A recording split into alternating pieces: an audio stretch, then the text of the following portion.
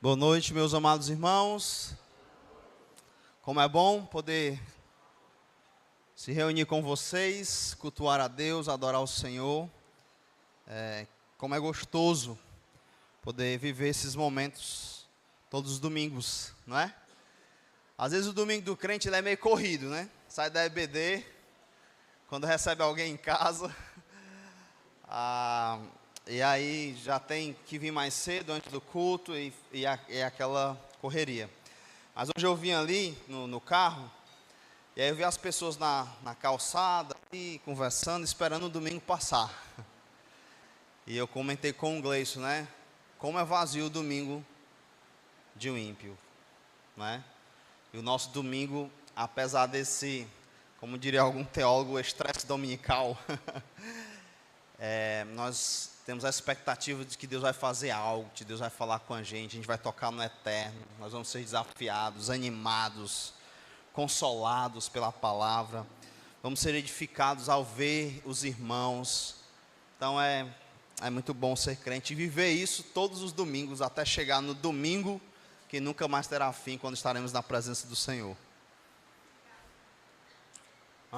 Pode desligar. Ok, abra sua Bíblia então em Romanos capítulo 12.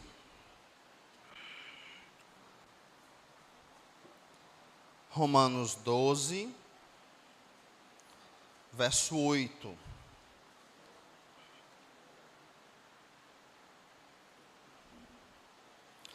Romanos 12, verso 8.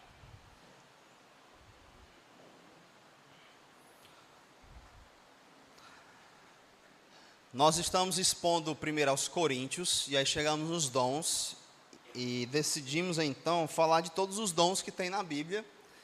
Depois a gente retorna lá para falar de alguns dons de 1 Coríntios. E aí eu estou vendo todos os dons que não são considerados dons de sinais. Tá certo? Depois a gente vai aprender mais a diferença, essa diferença entre dons de sinais e os dons que estamos estudando. E aí em Romanos 12 nós temos uma lista de dons, alguns deles aparecem nas outras listas. E hoje nós vamos estudar então o dom da misericórdia. Verso 8 diz assim: ou o que exorta, faça-o com dedicação, o que contribui com liberalidade, o que preside com diligência, quem exerce misericórdia com alegria. Vamos orar mais uma vez. Deus amado querido, fala o nosso coração, alimenta as nossas almas, possamos sair daqui edificados por Tua palavra, animados a Te servir, a viver, a morrer por Ti. Nos ajuda, Deus, em nome de Cristo. Amém.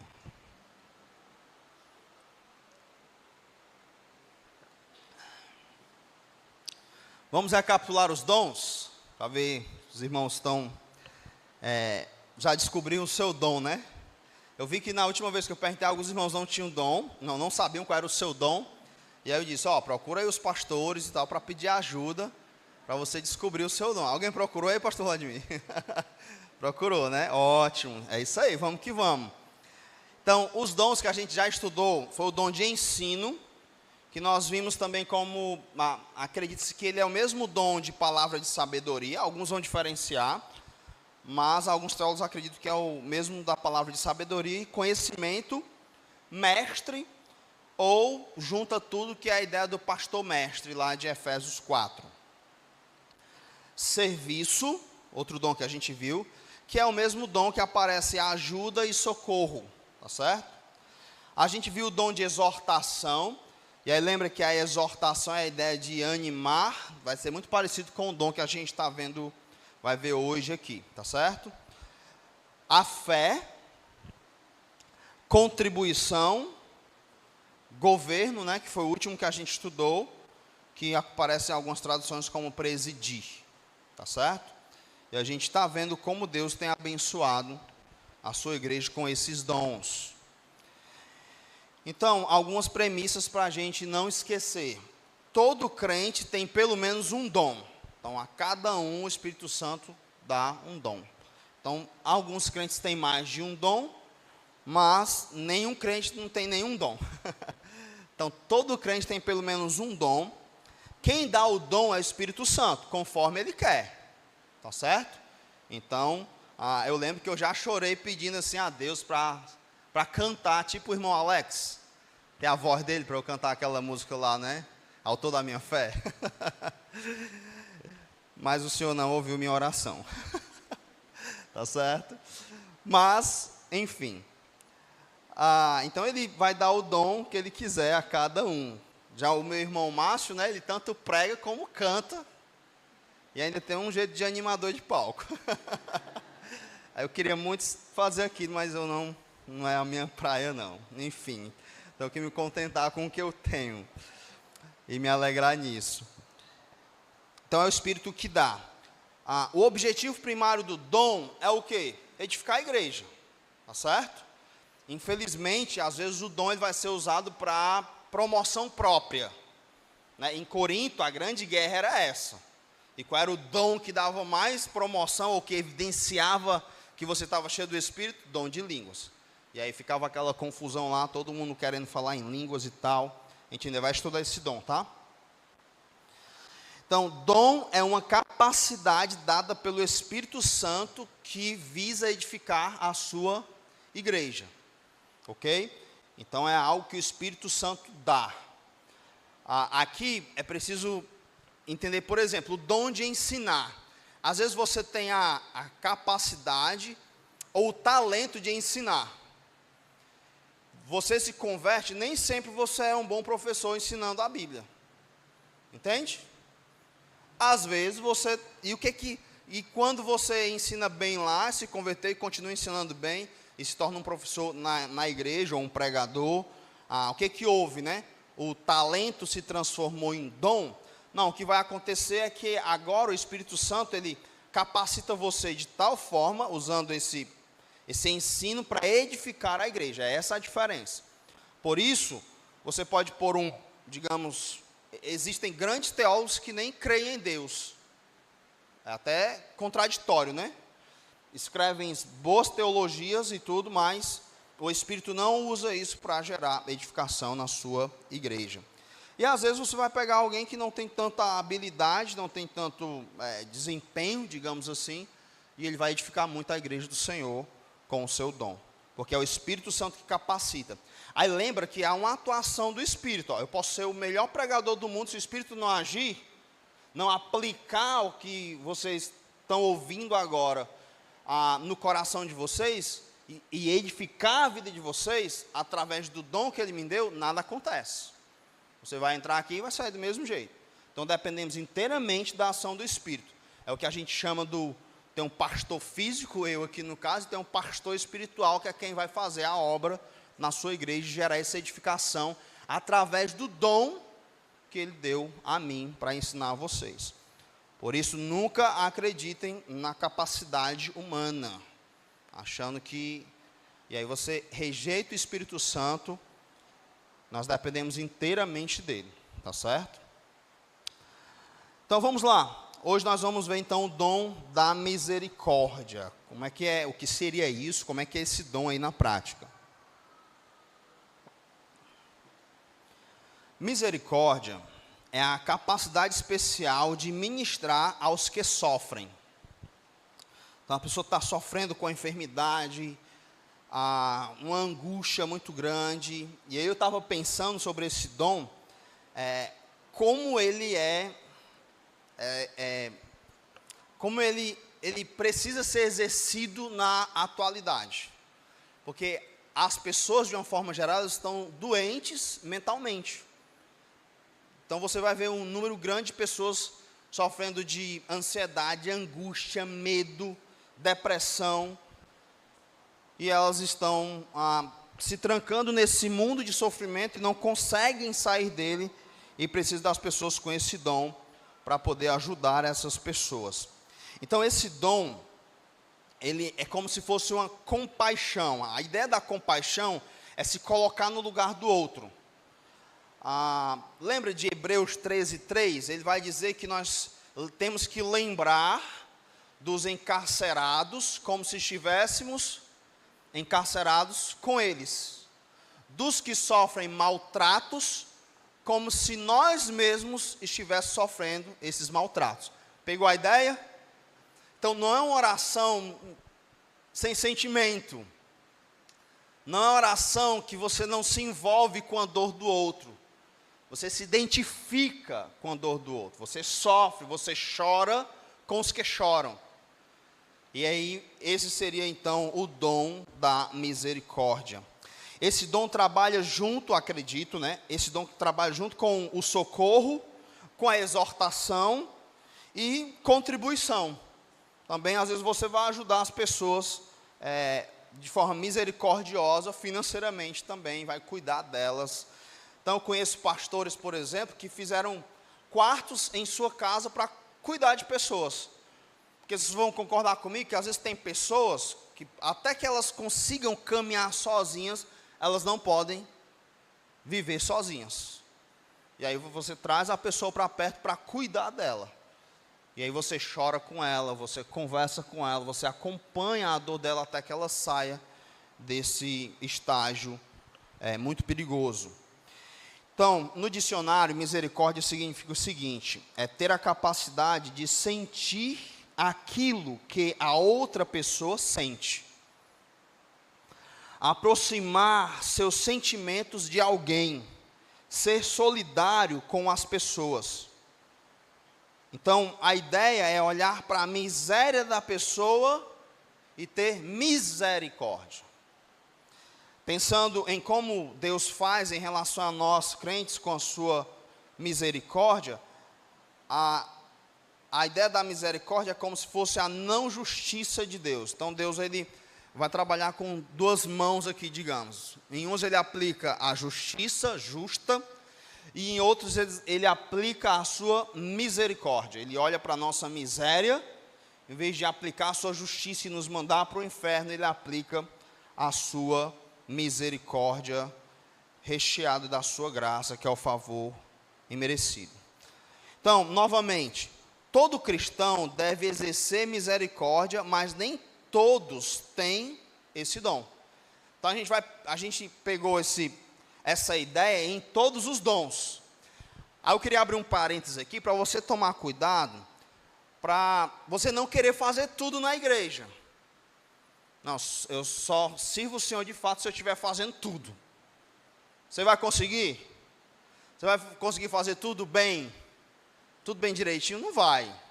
Entende? Então você tenta focar no seu dom, para exercer bem o seu dom, e ao exercer bem o seu dom, você vai edificar a igreja, e também vai ensinar as pessoas a exercer esse dom que elas não têm.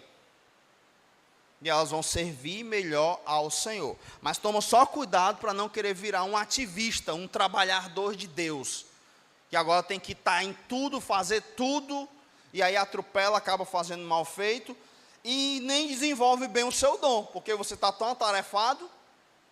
Por outro lado, você também não pode ser aquele que não faz nada.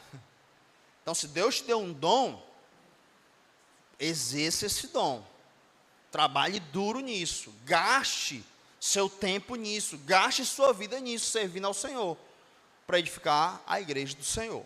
Então, cuidado com os extremos, tá certo? Fecha o parêntese. Então, todo crente tem que ser misericordioso. Mas nem todos vão ter essa pegada aqui, esse dom da misericórdia, de tão facilmente sentir a dor do outro, ter compaixão assim. E aí você vai ver irmãos atuando assim, e isso vai lhe ajudar a fazer isso quando for necessário.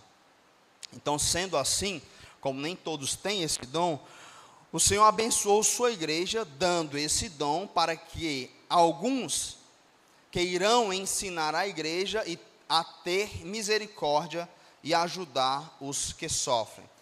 Então vai ser muito legal, porque esses irmãos que vão ter esse dom, eles vão edificar a igreja e ensinar a igreja a exercer esse dom, e aí a igreja de uma forma geral, e ela vai poder agir com misericórdia com cada um dos seus membros, cada um dos filhos de Deus.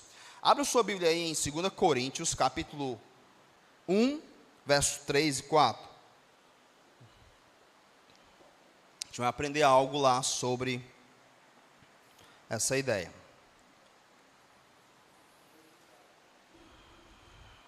2 Coríntios, capítulo 1. É um texto conhecido nosso.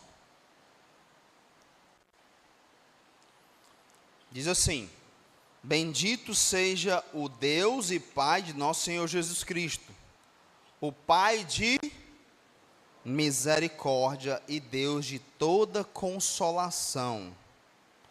Então, o Pai de misericórdia, acredita-se que Paulo pegou emprestado da linguagem litúrgica dos judeus em suas orações nas sinagogas, que pedia a Deus para tratar cada pecador com bondade, amor e carinho, ou seja, com misericórdia. É essa a ideia. Então, alguns teólogos acreditam que quando Paulo escreve esse termo Pai das misericórdias, Pai de misericórdia, era uma oração que eles faziam, e eles chamavam Deus de Pai de misericórdia. E aí eles pediam nessa oração que Deus agisse com cada pecador com bondade, amor e carinho. Aí ele usa outra expressão que parece até redundante. Ele diz que Deus é o Pai de misericórdias e Deus de toda consolação. Consolação aqui é a palavra paráclito. E a ideia dessa palavra, como ela é usada aqui, é aquele que vem para o lado para ajudar. Então é tipo, você está meio perdido, deixa eu botar a mão no seu ombro aqui, bora por aqui, e você ajuda. Então tenta imaginar essa cena, né? Às vezes tem alguém perdido, chorando, angustiado, não consegue nem andar, está neutralizado pelo medo e a angústia. Você chega lá, bora, eu vou te ajudar, vem devagarinho, vai andando e tal. É essa a ideia de Deus de toda consolação. Aí aqui vem um fenômeno maravilhoso, no verso seguinte. Ele diz assim, ó: é Ele que nos conforta em toda a nossa tribulação, para podermos consolar os que estiverem em qualquer angústia, com a consolação com que nós mesmos somos contemplados por Deus.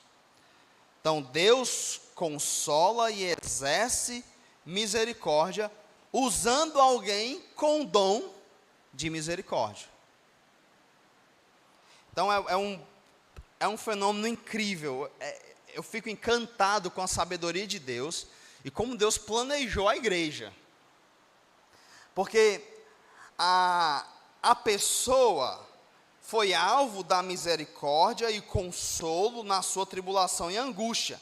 Aí ela aprendeu como exerce essa misericórdia e esse consolo, porque ela experimentou isso, entende? Aí ela então, o que acontece? Ela então vai consolar os outros, com a mesma consolação que ela foi contemplado por Deus. E o que é incrível aqui é que quando Deus consola alguém, exerce misericórdia, a finalidade é que essa pessoa exerça esse consolo e essa misericórdia com outras pessoas que estiverem em alguma angústia. Não é maravilhoso isso? Eu acho isso lindo, incrível. Como Deus ele amarra, né, a igreja. Ele faz a igreja funcionar. Aí, então, alguém me consolou na minha tribulação. Alguém usado por Deus. Deus não mandou um anjo para fazer isso. Eu senti o consolo e a misericórdia de Deus através de algum irmão, certo? Aí agora, Deus fez isso comigo para que eu exerça esse consolo com outra pessoa que estiver em alguma angústia. E assim, todos vão se sentir cuidados por Deus, todos vão experimentar esse Pai de misericórdia e esse Deus de consolação através uns dos outros. Isso é belo demais. O grande problema é que nós não nos permitimos viver isso. Então, poucas pessoas experimentam isso. E eu queria então desafiar vocês a sair do seu mundo egocêntrico e começar a pensar nisso. Todo mundo aqui já foi consolado por Deus, amém? Não já foi? Mas nem todo mundo consolou alguém. Todo mundo já sentiu o consolo de Deus através de alguém.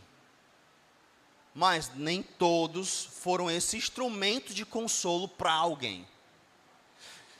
E o que nós lemos no texto é que Deus, Ele faz isso com uma finalidade. E a finalidade é para que nós possamos consolar outras pessoas que estiverem em qualquer angústia.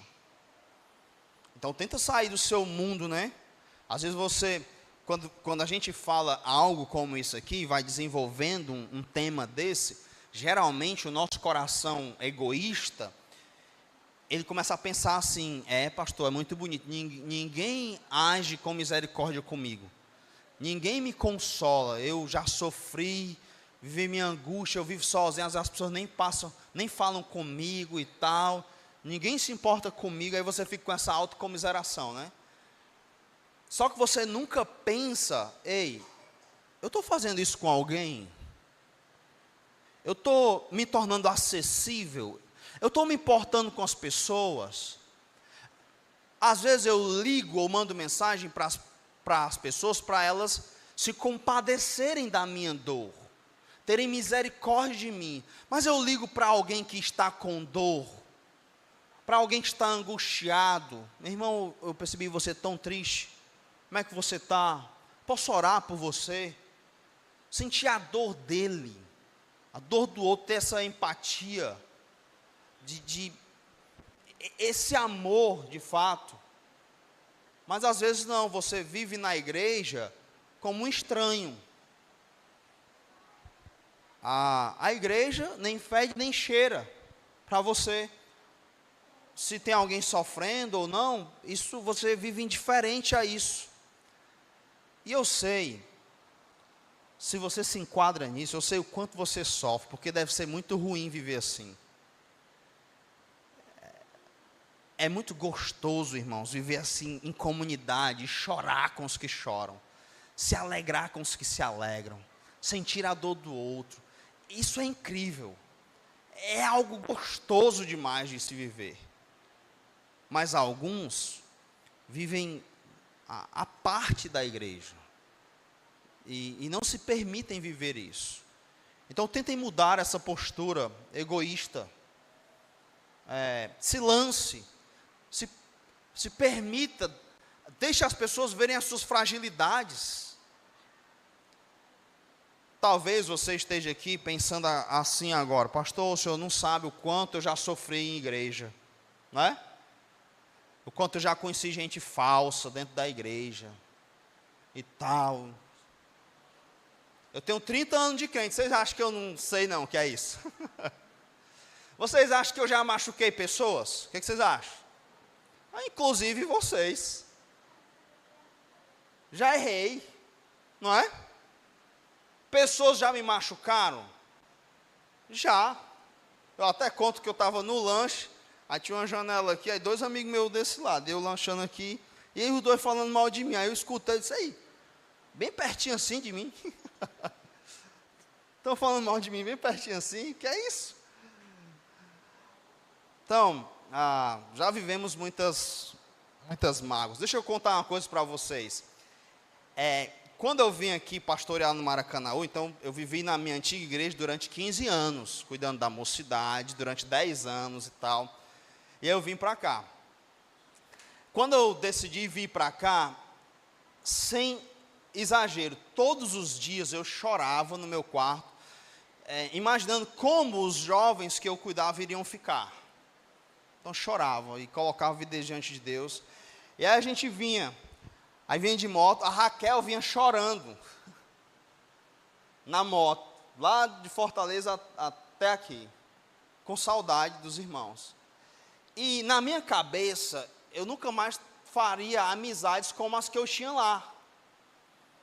Isso não dá, era algo tão grudado. Aí Deus me surpreendeu e me deu vocês.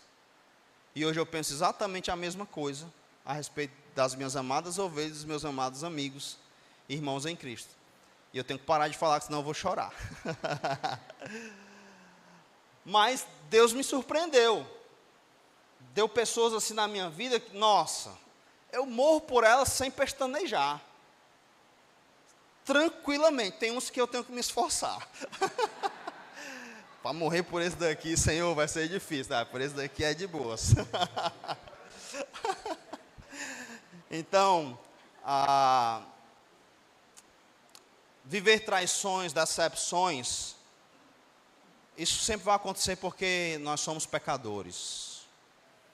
O fantástico e o belo da igreja do Senhor é assim, ó, eu machuquei a irmã Martinha, ela chega e diz, ó, pastor, você fez isso aqui. Ô, minha irmã, me perdoe. Ela me perdoa, vamos para frente. É assim que a igreja caminha.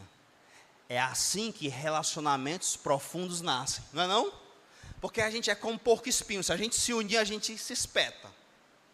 Se a gente conviver, a gente vai começar a ver as falhas um do outro, não é? A gente vai começar a ver. Ele disse, ixi, mas tu é assim, irmão? Tu fala desse jeito com tua esposa. E aí você vai começar a ver. E aí, nessa aproximação, é o ferro que afiando o ferro. A gente vai começar a admoestar uns aos outros, se intrometer na vida uns dos outros. Isso é família. Não é assim não na sua família? Ou é cada qual por si, ninguém fala com ninguém, só dorme debaixo do mesmo teto? Às vezes tem famílias assim, né? Infelizmente. Mas isso não é o normal de uma família. E a família de Deus é assim, são os filhos de Deus. Eu imagino Deus olhando para a gente assim, deixa de ser besta, rapaz. Zangando com o outro. Porque você não perdoa? Ele diz assim, ó, perdoai-vos uns aos outros, assim como Deus em Cristo vos perdoou. Dentro da percepção paulina e do próprio Cristo, quando ele planejou e imaginou a igreja, ele vislumbrou que nós íamos pecar uns contra os outros. Logo, nós devemos nos perdoar uns aos outros. Isso é normal, porque é um bocado de pecador junto. O anormal é a gente nunca se machucar. Aí tem uma coisa errada. Só tem gente perfeita aqui, é? Sabe por que a gente nunca se machuca? Porque a gente não se permite aproximar. Aí é show de bola. Então, se a gente só se vê aqui, conversa, oi, beleza, nós somos os melhores amigos. Mas começa a conviver, o negócio vai começando a ficar estranho. Mas aí é onde entra a beleza das grandes amizades, que são tão raras. E aí no mundo superficial e raso, como o nosso, em que cada um vive o seu individualismo dentro desse egocentrismo idólatra, a gente não experimenta isso. E não testemunha isso. De sentir a dor do outro como se fosse a minha dor. Nossa, quando alguém se importa assim comigo, como eu me sinto amado. Esse vazio que o ser humano tem, né, dentro da sociedade, de se sentir aceito, amado. Isso é tudo preenchido pelo que o Evangelho faz na vida da igreja. Onde de fato nós somos amados, não pelo que nós temos, mas pelo que nós somos em comum, que é filho de Deus. Então, permita-se viver isso. Baixa a guarda. Não tente esconder as suas fragilidades. Gaste tempo se importando com as pessoas. Uma vida vivida para si mesmo, ela nem vale a pena ser vivida. Que legado você vai deixar? Que falta você vai fazer? Não é? E Deus não te consolou para isso. Ele te consolou para que você pudesse consolar outros nas suas angústias. Assim, nós seguimos esse processo, aliviando as dores, até que o nosso Senhor volte.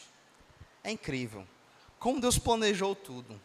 Esse dom deve ser exercido com alegria, ele vai dizer. Caso contrário, ele perde seu efeito consolador. Porque imagina você numa angústia, numa dor grande, e a pessoa que vai te consolar, agir com misericórdia, ela vai de mau gosto. Vai gerar mais dor. Estou precisando dessa pessoa aí, mas ela fica só aí, brigando comigo, reclamando e tal. Você não vê amor, você não vê. É tipo assim, eu vou te ajudar porque é o jeito. É o jeito, eu tenho que fazer isso. E você acaba gerando mais dor, não é?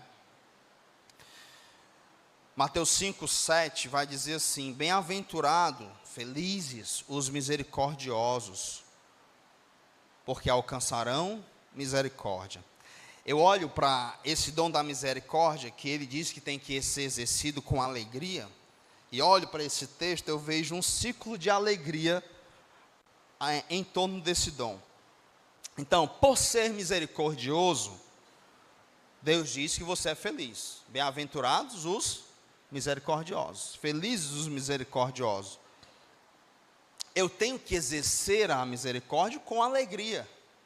Então, eu sou feliz por ser misericordioso, e ao exercer, eu tenho que exercer com alegria. Daí eu alcançarei misericórdia, que muito me alegra. Porque quando a misericórdia vem daqui para lá, é para resolver minha angústia, minha dor, o meu medo. Aí ela vem para gerar essa alegria em mim, me libertar disso. Quanta sabedoria, bondade, compaixão, misericórdia há no Senhor para conosco, meus amados irmãos. Ele sabia que a vida aqui, nós teríamos aflições. Lembra que Jesus disse? No mundo tereis aflições. A vida aqui não seria fácil, de forma alguma. Pelo fato de nós pertencermos ao Senhor, e o mundo odeia a Deus, vivemos no mundo anti-Deus. E pelo fato de vivermos num mundo maldito, em que coisas ruins acontecem. E temos em nosso corpo e no nosso mundo as consequências do pecado, que vão gerar muita dor, angústia e medo em nós, insegurança e incerteza. E ele, sabendo que nós teríamos aflições e tempos angustiantes, ele deu um dom de misericórdia para nos dar consolo nesses momentos. Não é incrível isso? Como Deus faz isso? Eu fico encantado. Como Deus nos ama e se preocupa conosco. Então ele sabia que a gente ia ter tristeza, angústia, medo. Ele sabia. Aí o que ele faz? Eu vou dar para eles o dom da misericórdia, para eles se sentirem cuidados e consolados por mim através dos outros. E assim nós nunca vamos nos sentir só e abandonados. É incrível esse dom. Abre tua Bíblia aí em Lamentações, aí eu encerro nesse texto. Lamentações.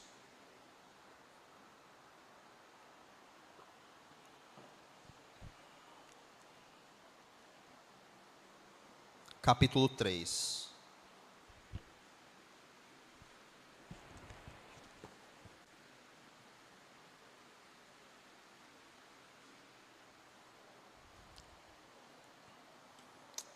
Amém? Lamentações, capítulo 3.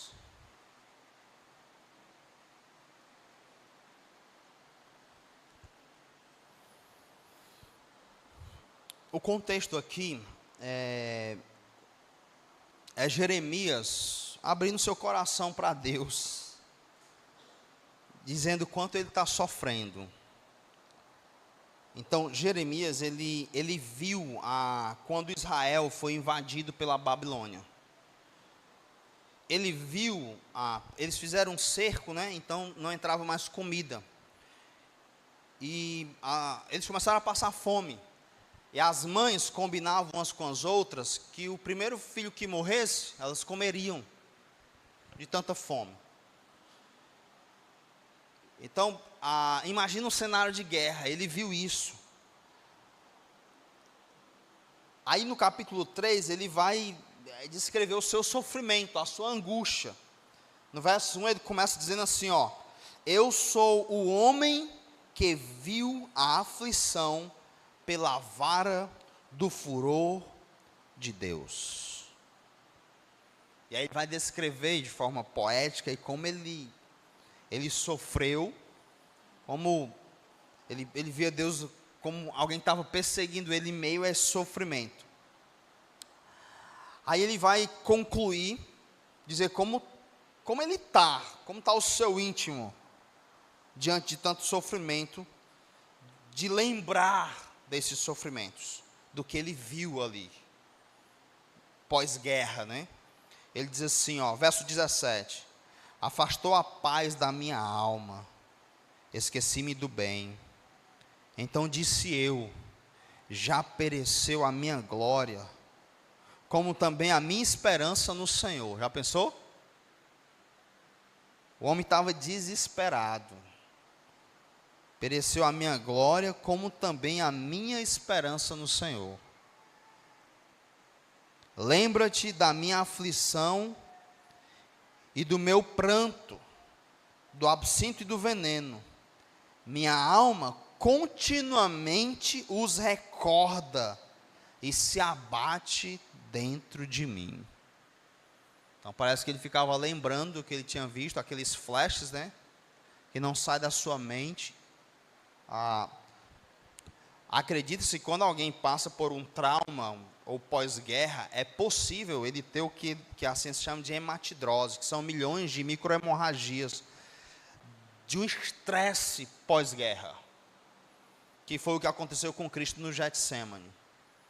Ao saber que ia enfrentar a ira de Deus, ele sua gotas de sangue. Acontece esse fenômeno nele. E pessoas que passam por uma guerra, elas têm que ter tratamento psicológico, não é? Acompanhamento.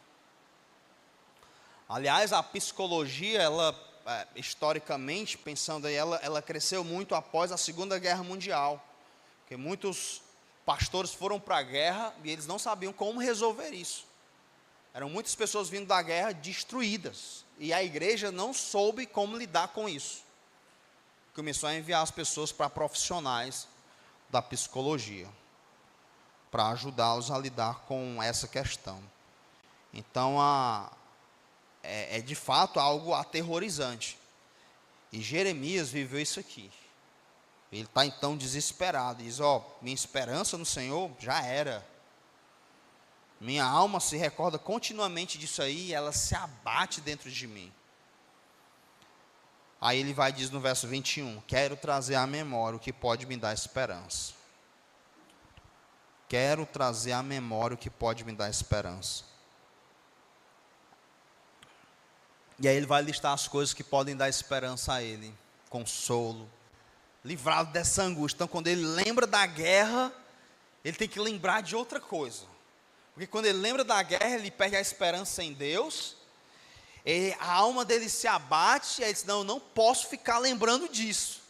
Eu tenho que trazer à memória o que me dá esperança. E qual é a primeira coisa que ele vai citar que vai dar esperança e consolo a ele? As misericórdias do Senhor são a causa de não sermos consumidos, porque as suas misericórdias não têm fim, renovam-se cada manhã, grande é a tua fidelidade. Aleluia. Você lembra da misericórdia. Eu gosto de fazer isso pela manhã, quando eu acordo, eu olho para minha família, meus filhos, as misericórdias do Senhor se renovou essa manhã. Por isso nós não fomos consumidos. Elas se renovam a cada manhã, elas não têm fim. E o Deus que planejou renová-la a cada manhã, parece um negócio assim, será que amanhã vai dar certo? Será que amanhã ela vai se renovar? Vai, porque grande é a fidelidade dele. E aí nós trazemos isso à memória. E isso é o que nos dá esperança. Pois bem, Deus deu esse dom à igreja. Pessoas que vão nos fazer lembrar que as misericórdias do Senhor não têm fim. Pessoas que são pacientes, que cuidam da gente, que não desistem da gente, que vai lá, ei, vem cá, bora, vem, eu te ajudo. que lutam por nós, que choram com a nossa dor. Já pensou? Isso nos faz sentir amados, cuidados por Deus, e nos faz lembrar que as suas misericórdias não têm fim. Você não gostaria de fazer parte desse processo? De tornar as misericórdias do Senhor conhecidas na vida de outro? Que nobre, que incrível você gastar a sua vida assim, cuidando de outros, para que eles percebam as misericórdias do Senhor, e assim exaltem esse Deus misericordioso. Não seria incrível ter uma vida assim? E no final da sua vida, quando você partir daqui, as pessoas lembrarem disso, que Deus usou você para ajudá-las, para cuidar delas, para colocar remédios em suas feridas. Por quê? Porque Deus é misericordioso. As suas misericórdias não têm fim, e grande é a sua fidelidade. Amém? Vamos orar ao nosso Deus. Senhor, nos ajuda, Pai, a sermos misericordiosos, assim como o Senhor foi conosco. Nos ajuda a termos paciência, compaixão, como o Senhor é conosco. Muito obrigado pelo Senhor ter dado esse dom à tua igreja, que nos faz perceber a tua misericórdia. Esses irmãos que têm esses dons, que eles possam exercê-lo com alegria, para ensinar o teu povo, edificar a tua igreja. Assim eu te oro, Pai, em nome de Cristo. Amém.